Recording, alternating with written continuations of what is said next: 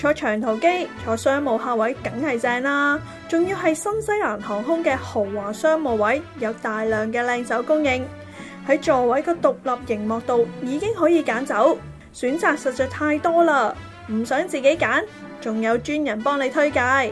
未到目的地已經可以不斷試新西蘭嘅葡萄酒，配埋頭盤主菜甜品，簡直係高空3萬尺嘅 wine pairing dinner。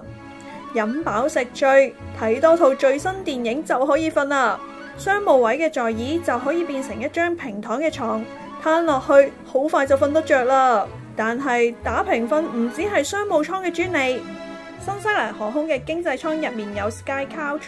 即係將一排3個特別寬闊嘅座位打通，將腳踏升起之後鋪上床單，放埋枕頭之後就變成一張床啦。呢張床仲闊過商務位，帶住小朋友嘅媽咪或者係情侶攬住一齊瞓都冇問題。價錢不過係經濟客位再加幾千蚊，瞓到8-9個鐘都抵翻晒啦。不過真係好中意飲酒嘅話，都係坐商務位啦。雖然新西蘭航空經濟客位嘅葡萄酒都有唔少選擇，但航空公司喺奧克蘭嘅 lounge 有紅白酒之餘，仲有 cocktail，